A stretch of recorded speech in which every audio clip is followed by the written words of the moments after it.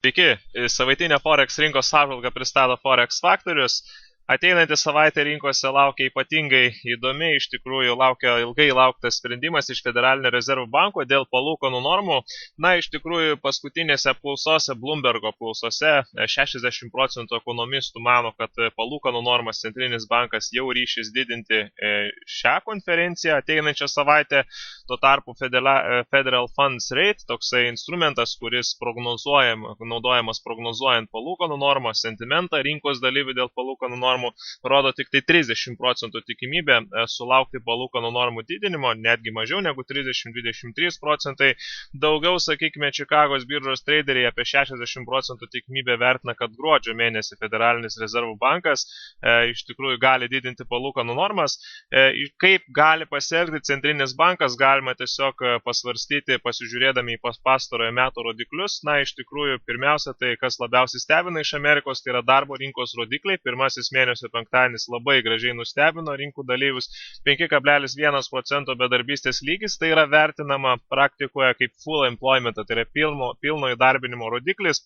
Turint mintyje, kad rugpjūčio mėnesio bedarbystės paraiškų skaičius išėjo 173 tūkstančiai, tai yra naujų darbo vietų sukurta 173 tūkstančiai, ir turint mintyje tai, kad rugpjūčio mėnesio rodikliai paprastai išeina prastesni, o paskui pataisimas būna vidutiniškai per 4 pastarosius metus po 90% dar prieaugis papildomas, tai galima tikėtis, kad būtent rugpjūčio mėnesį buvo sukurta darbo vietų gerokai virš 200 tūkstančių. Ta pamatysim tik spalio mėnesį. Kas yra svarbiausia, kad vidutinis atlyginimų augimas taip pat auga, to, ko ir sakykime, tikisi centrinis bankas.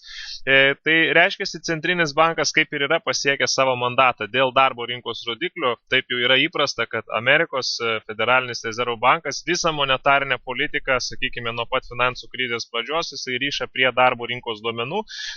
Sulaukus mažiau negu 6,5% bedarbystės lygio buvo priimtas sprendimas sustabdyti obligacijų supirkimo programą. Dabar buvo toksai sentimentas, atsiminkime Liepos mėnesio Federalinio rezervų banko konferenciją, kur centrinio banko vadovė pasakė, kad jeigu 2 mėnesius dar iš eilės sulauksim geresnių darbo rinkos duomenų, galimai jau didinsim palūkanas rugsėjo mėnesį. To mes ir sulaukiam. Kitas dalykas, pramonės rodikliai iš Amerikos atrodo taip pat neblogai, gamybos ir paslaugų sektorius ypatingai atrodo gražiai. Infliacijos augimas irgi po truputį atsigauna ir iš tikrųjų vienas mandatas dėl darbo rinkos rodiklių pasiektas. Kitas dalykas, ko reikia centrinių bankų, tai yra infliacijos augimo didesnio. Tai praėjusią savaitę gamintojų kainų indeksas jisai išėjo geresnis negu buvo prognozuota. Core PPI, reiškia, indeksas išėjo 0,3% mėnesinis augimas. Na, vartotojų sentimentas šiek tiek išėjo praėjusią savaitę prastesnis, bet jis yra, sakykime, 10 metų aukštumose. Tai natūralu, kad yra korekcija, tai yra visiškai natūralus veiksmas. Kas, sakykime, rinkos dalyvius taip nuteikė daugiau pesimistiškai dėl palūkanų normų didinimo galimybės, tai yra būtent Kinijos akcijų rinka. Kinijos sprendimas devalvuoti Kinijos juanį ir dėl to, sakykime, kilusi panika Kinijos akcijų rinkose, kuri persidavė, sakykime, į visas kitas akcijų rinkas ir S&P 500 indeksas nemažai pasikoregavo. Tačiau po truputį matome stabilizaciją finansų rinkose.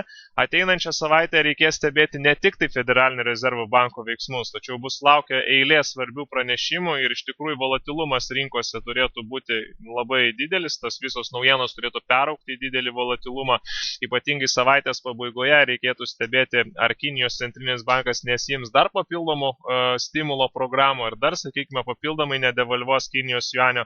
Na, iš tikrųjų, toks sprendimas nebūtų visiškai protingas, nes Kinijos valdžia pamatė, kaip finansų rinkose tai reaguoja, kokie dideli nuosmukiai Kinijos akcijų rinkose, dėl to greičiausiai pastaruoju metu galbūt bandys su savo retorika, pasisakymais bandyti silpninti savo valiutą dar labiau. Toliau, sakykime, ateinančią savaitę, kas dar yra svarbu, Anglija.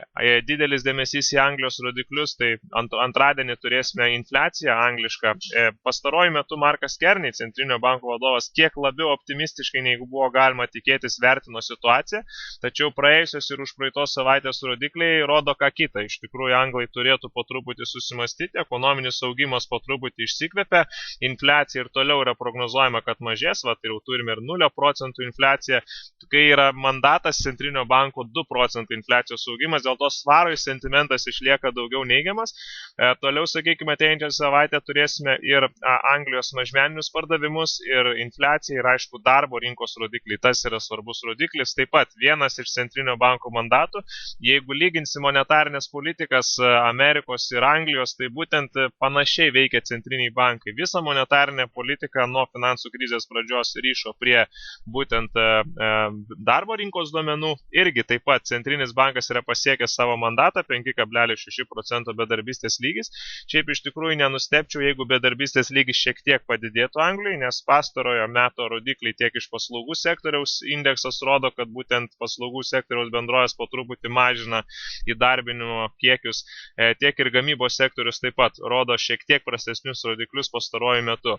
Tai iš tikrųjų galima tikėtis, kad centrinis bankas artimiausiu metu šiek tiek pakeis savo toną ir būtent žinoma, kas yra svarbiausia, po to, kai Europos centrinis bankas sumažino 2016 ir 2017 metų tiek augimo prognozės ekonominio, tiek ir, sakykime, infliacijos prognozės, tikėtina, kad ir Anglijos centriniui bankui teks šiek tiek pakoreguoti savo mintis dėl palūkanų normų didinimo galimybės.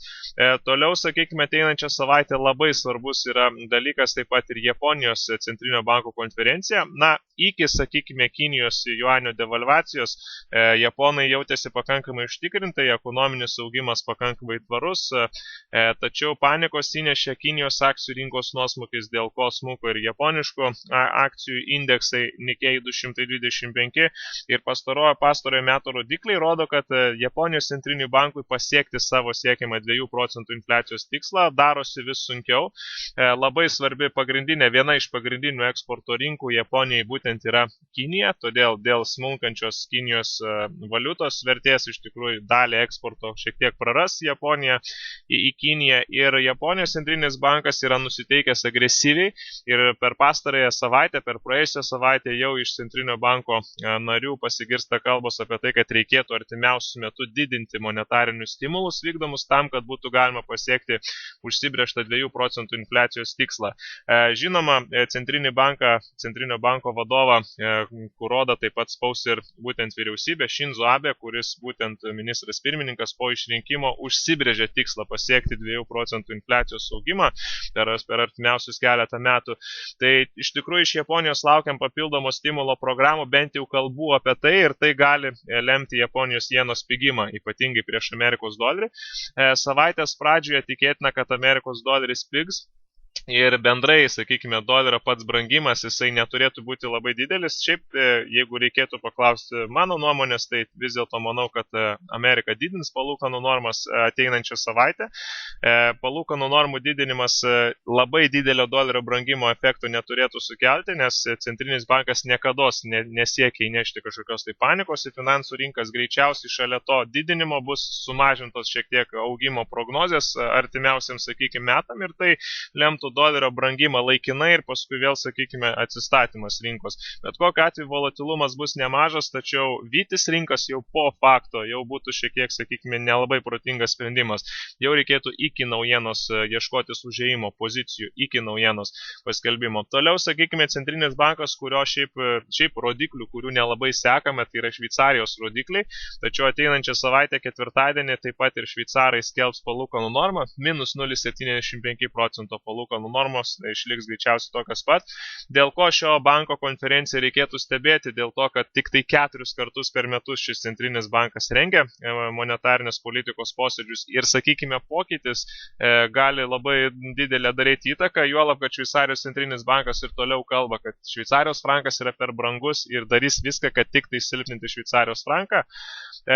Praėjusią savaitę taip pat prie visos Azijos, kuri stengiasi mažinti palūkanų normas, daugelis šalių mažina palūkanų normas, silpnina savo valiutą ir dalyvauja tuose vadinamuose valiutų karuose. Prisijungia ir Naujoji Zelandija. Naujosios Zelandijos centrinis bankas sumažino palūkanų normas 25 procentiniais punktais ir kas svarbiausia, kad užsiminė apie tai, kad dar papildomai ketina mažinti palūkanų normas, jeigu tik tai to prireiks artimiausių metų. Reiškia, Naujosios Zelandijos dolerių sentimentas išlieka toliau neigiamas ir būtent ateinančią savaitę gali būti, kad Naujosios Zelandijos Zelandijos doleris pasieks šviežias žemumas. Tai tokia labai įdomi savaitė, Amerikos palūkanų normų didinimas tikėtinas savaitės pradžioje. Žinoma, Amerikos centrinis bankas iki galo dar savo sprendimo greičiausiai nežino, nes jeigu mums reikėtų, kaip sakant, užsidėti centrinio banko batus ir įsijausti į tą situaciją, priimti kokį dabar sprendimą reikėtų, tai iš tikrųjų manau, kad dar centrinis bankas palauks rodiklių, kurie išeis antradienį. Tai yra labai svarbus mažmeninio pardavimo rezultatai. Po tokių įspūdingų darbo rinkos duomenų tikėtina, kad jie išeis geresni. Ir kitas dalykas dar laukia ateinančią savaitę, taip pat ir infliacijos rodikliai trečiadienį. Todėl iki, sakykime, centrinio banko konferencijos šitie rodikliai dar bus labai tie, kurie lems sentimentą Amerikos doleriui. Euro dolerio pora iš tikrųjų juda pakankamai vangiai intervališkai, tas vangus judesys turėtų pasibaigti ateinančią savaitę. Ko būtų galima tikėtis, kaina toliau juda ribose tarp 1.15 ir 1.100. Iš tikrųjų šiuo metu, sakykime, iki centrinio banko konferencijos laukčiau didesnio dolerio pigimo, būtent euros doleris poroje kilimo link 1.1500 ir tik tai pasiekus 1.1500 nuo tos zonos ieškoti sell high pozicijų, pardavimo pozicijų. Šiuo metu kaina yra ties 1.1300 zona. Jeigu rinka prasimuštų pro 1.1300 žemiau, tuomet jau būtų galima mąstyti, kad kaina pasiruošusi kristi iki 1.100. Šiaip iš tikrųjų tikėtina, kad po palūkanų normų paskelbimo, jeigu tai būtų didinimas, tai iš tikrųjų kaina nekristų žemiau 1.100. Jeigu kristų žemiau, tai nebūtų labai ženklus kritimas.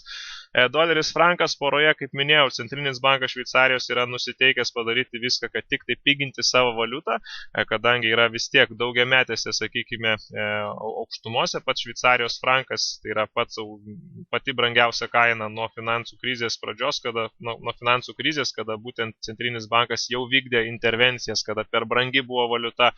Tai iš tikrųjų Šveicarijos centrinis bankas, turint minty Šveicarijos centrinio banko vadovo poziciją dabartinę, būtų galima tikėtis, kad šią situaciją, ateinančios savaitės situaciją, centrinis bankas išnaudos paprasčiausiai taip, kad savo retoriką privers rinkas išpardavinėti Šveicarijos frankus. Gali būti rinkom priminama, kad Amerika didins palūkanų normas, kad tai yra labai ryškiai skirtinga monetarinė politika tarp to, ką daro Šveicarai ir Amerika. Ir būtent doleris Šveicarijos frankas galimai pradės didesnį kilimą. To pasiekoje, žinoma, ir euros frankas pradėtų kilimą ir visos poros su Šveicarijos franku galėtų pakankamai gražiai važiuoti viršų. Tai doleris frankas poroje laukčiau ir toliau kilimo. Kaina juda, žinoma, intervališkai, todėl vytis rinkos kainai kylant jau nebūtų protingas sprendimas, kaip ir minėjau praėjusią savaitę.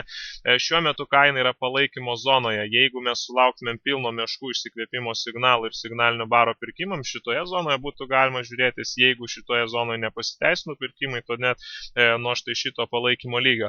Svaras doleris poroje sentimentas daugiau neigiamas, kadangi, centrinio banko tokia retorika, galima sakyti, pernelyg teigiama, bet rodikliai pastarųjų 2 savaičių to nerodo. Ir ateinančios savaitės rodikliai ypatingai svarbus, ypatingai infliacijos rodiklis, kuris gali visiškai, sakykime, palaidoti viltis sulaukti palūkanų normų didinimo artimiausių metų iš Anglijos. Ta prasme, artimiausių metų aš kalbu apie artimiausią pusmetį arba, sakykime, iki kitų metų gegužės mėnesio, nes esant labai žemai infliacijai, iš tikrųjų Anglija neturėtų didinti palūkanų normų.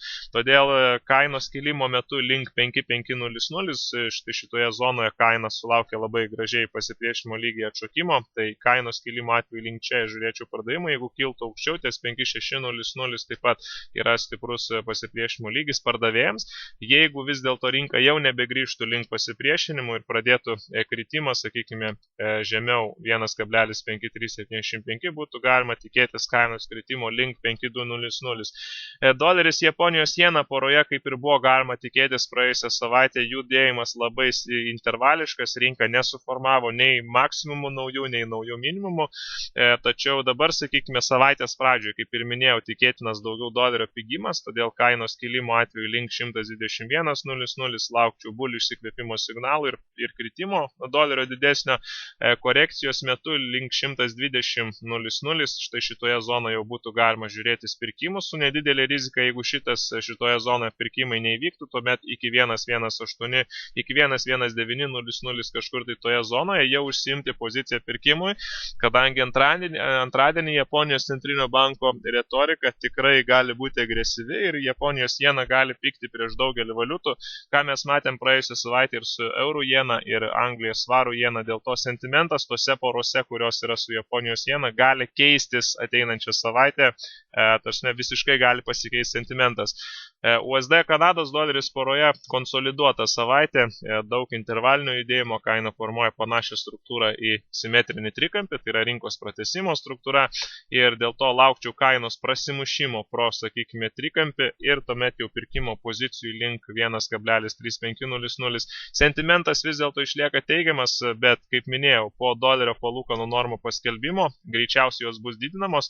Greičiausiai kainą ateinančią savaitę mes pamatysim 1.35 lygį dolerio Kanados dolerio poroje ir tai bus jau per vėlu vytis rinką, kada kaina tai pasieks, nes tai bus labai svarbi pasipriešimo zona, ten jau būtų galima laukti bulių išsikvėpimo ir jau sell pardavimo pozicijų. Nafta ir toliau juda intervališkai, labai intervalinis judėjimas, dabar, sakykime, dolerio sentimentas lems naftos kainos judėjimą artimiausiu metu, būtent po dolerio palūkanų normų paskelbimo tikėtina naftos kaina, kad pasieks buvusias žemumas, ties 38.50 ir toje zonoje jau galimai bus didesnė korekcija į viršų, meškų išsikvėpimas. Artimiausiai savaitės pradžioje netgi, sakykime, būtų galima nupirkti naftą nuo intervalo dugno su 2:1 ir didesnių pelno nuostolio santykių. Viena iš įdomesnių porų šiuo metu yra Australijos doleris, Naujosios Zelandijos doleris. Būtent ši pora formuoja labai daug intervalinio judėjimo, tačiau po to, kai Naujosios Zelandijos centrinis bankas sumažino palūkanas ir pasisakė apie tai, kad artimiausiu metu ketina dar tą daryti, šioje poroje sentimentas išlieka labai stipriai teigiamas, tačiau ateinančios savaitės vėlgi antradienį, man regis, turėsime Australijos centrinio banko monetarinės politikos protokolą, kuriame labai svarbu žiūrėti ir Australijos banko toną. Šiaip australai pakankamai patenkinti dabartiniu Australijos dolerio kursu, jis yra žemas ir tai padeda ekonomikai. Dėl to, sakykime, Australijos doleriui sentimentas daugiau teigiamas, bent jau savaitės pradžioje tikėtina, kad Australijos doleris bendrai prieš Amerikos dolerį gali pasikoreguoti iki 72, tačiau siūlyčiau neprisirišti prie šitos krypties, kuri nėra trendas kol kas, ir ieškoti sell pozicijų nuo 72, tačiau jau pardavimo pozicijų metu nebelaukti naujo dugno suformavimo. Kaip sakiau, Centrinis bankas Amerikos gali pasielgti gudriai, ką ir visą laiką daro, padidins palūkanas, sumažins augimo prognozes ir tai lems vėlgi dolerio pigimą. Dėl to vytis rinka po konferencijos jau būtų iš tikrųjų per vėlu. Na ir aišku, S&P 500 indeksas, tai yra tas instrumentas, kuris turėtų pakankamai nemažai pajudėti ateinančią savaitę. Šiaip savaitės pradžioje tikėtina kainos kritimo atveju link geriausių palaikymo lygių žiūrėčiau pirkimo pozicijų link 1.975-1.985, štai iki šitos zonos. Šioje zonoje, jeigu kaina mėgintų prasimušti pro štai šitą pasipriešimo lygį, laukčiau melagingo pramušimo signalų ir sell pozicijų ir, sakykime, pardavimo tikslas link 1900, link 1850. Po palūkanų normų paskelbimo, jeigu mes matysim didelį labai S&P 500 smukimą, jokių būdų nereikėtų vytis rinkos, galimas pasikoregavimas atgal į viršų ir netgi yra tikėtina, kad S&P 500 indeksas sumažinus prognozes galimai gali pasiekti buvusias netgi aukštumas. Tai dėl to nesiūlyčiau prisirišti prie vienos krypties, daug tokio intervalinio judėjimo. Svaras jena poroje sentimentas trumpesnių periodų daugiau neigiamas iki savaitės pradžios, iki antradienio, tačiau kainai pasiekus geresnius palaikymo lygius, kadangi Japonijos centrinio banko konferencija laukia ketvirtadienį, dar berods kalbės ir Japonijos centrinio banko vadovas tiesiogiai, tai dėl to galimas Japonijos jenos pigimas prieš daugelį valiutų. Tai tiek svarbiausių momentų ateinančią savaitę, valdykite riziką ir stenkitės paimti maksimumą, ką suteikia rinka. Sėkmės visiems.